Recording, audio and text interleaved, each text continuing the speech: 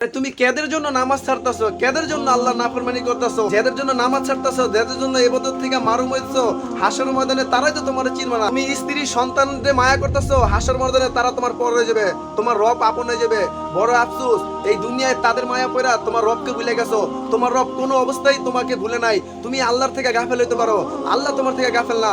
সর্বে হালতে তোমাকে আল্লাহ দেখতেছে, তোমার সমস্ত হাজত আল্লাহ পুরো করতেছে। তোমার যদি ঘাস বানাইতো ছাগলে খেয়ে ফেলাইতো, গরু বানাইলে মানুষ খেয়ে ফেলাইতো, কুকুর বানাইলে মানুষ গরম পানি দিত, দূর দূর করে খেতে দিত।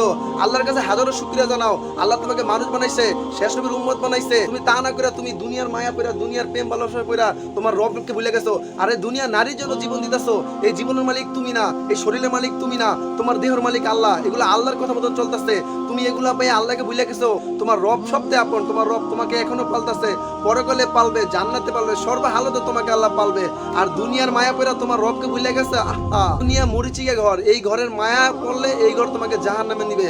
আর আল্লাহ আল্লাহ রসুলের ভাবে যদি জিন্দগি কাটাও, তোমাকে আল্লাহ জান্নাতে পৌঁছাইবে। তুমি রবসাই জিন্দগি করবা আল্লাহকে রাজি খুশি করার জন্য, না নফসাই জিন্দগি করবা শয়তানকে রাজি খুশি করার জন্য?